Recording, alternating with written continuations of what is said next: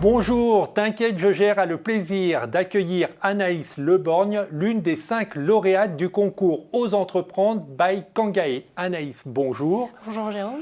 Vous aviez candidaté dans la catégorie idées avec une idée qui s'appelait Fukuro. Tout à fait. C'est quoi le principe de Fukuro? Donc le principe de Fukuro, c'est un café salon de thé fleuriste. Donc une partie café plus café de spécialité, donc avec des cafés venant de provenances différentes. La partie thé, donc plus sur du thé en vrac, pareil, provenance d'un peu partout dans le monde. Et la partie fleuriste, donc un aspect très végétal, un peu urban jungle, avec des plantes vertes, des terrariums, mais également un aspect un peu japonisant avec l'ikebana, donc qui est l'art floral japonais. Donc aujourd'hui, c'est une idée. Quelle est la suite que vous entendez donner à cette idée? Vous en êtes où précisément? Alors pour l'instant, je suis encore au stade de formation, donc je me forme un petit peu comme je peux, donc par le biais de formation vraiment avec des professeurs, mais également en faisant des stages à l'étranger notamment, pour vraiment acquérir un maximum de compétences et de connaissances. Donc là, je reviens d'un stage en Irlande et je vais faire un stage en Norvège à partir du mois d'avril. C'est-à-dire que ce n'était pas votre formation initiale? Non, ma formation initiale, c'est un BTS opticien lunetier.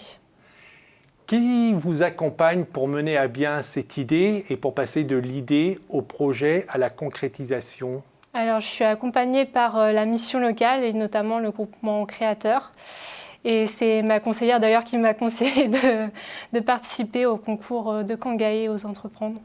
On peut en dire 2 mots sur cet accompagnement. Comment ça se passe? Comment la mission locale et comment le groupement de créateurs est à vos côtés pour mener à bien cette idée? Alors j'ai des rendez-vous réguliers avec ma conseillère donc, du groupement créateur et je vais voir avec elle mon évolution. Je fais des choses de mon côté et je lui rapporte et on voit ce qu'on peut apporter de plus à mon projet. Comment, notamment avec ce concours, comment faire évoluer les choses, comment le faire diffuser, comment en parler autour de soi. Qu'est-ce qui vous paraît le plus compliqué? Donc on a une idée qui est très originale, donc faire un café fleuriste.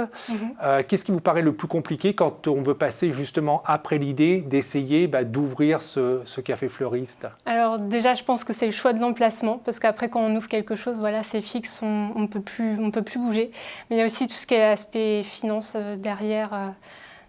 Voir le budget. Et là, vous avez commencé à travailler avec le groupement de créateurs sur le budget, sur le financement, savoir combien il vous faudra pour ouvrir votre café fleuriste, combien vous pourrez faire rentrer de recettes. Vous avez commencé à... J'en suis pas encore au business plan.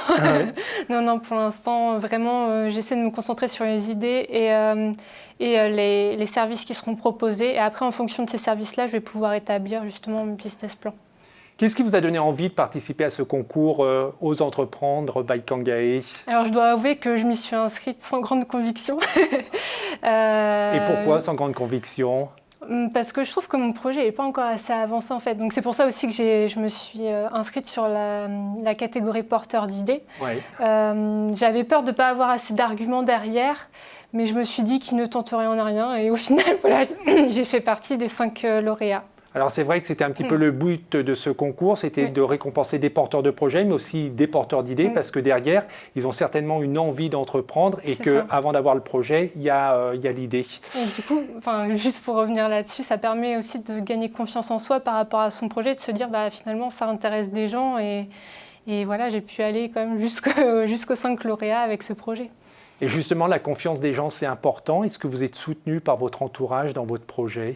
Au début, pas forcément, parce que j'ai quitté mon emploi d'opticienne comme ça, du jour au lendemain, parce que voilà, je voulais monter mon projet et donc ça a un peu déplu au début, mais au final, mon entourage me soutient et même mes grands-parents qui étaient les plus sceptiques, au final, ils trouvent que l'idée est géniale et voilà, donc je suis plutôt bien entourée.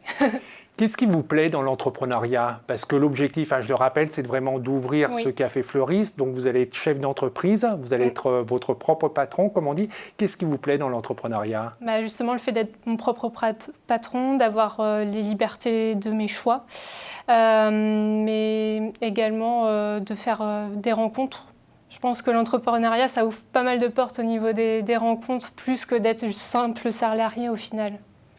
Quel conseil vous pourriez donner à des jeunes qui hésitent peut-être à se lancer, qui hésitent à faire connaître leurs idées, qui ont peut-être des envies d'entreprendre mais qui ont un peu peur? Vous êtes passé un petit peu par cette étape. Oui. Quel conseil vous pourriez leur donner?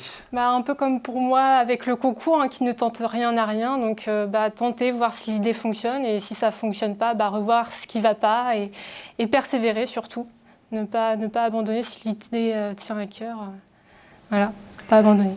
Anaïs, merci beaucoup. Merci à vous. Et je vous donne rendez-vous dès que le Café Fleuriste sera ouvert. Vous reviendrez dans cette émission pour nous expliquer comment ça se passe. Bien sûr, avec plaisir. Et pour les jeunes qui ont entre 15 et 25 ans, qui ont envie d'entreprendre, je vous encourage vivement à aller sur kangae.fr. Vous y trouverez des témoignages d'entrepreneurs et des conseils d'experts. Pour revoir cette émission, c'est demain.fr. On se retrouve très prochainement, mais en attendant... T'inquiète, je gère.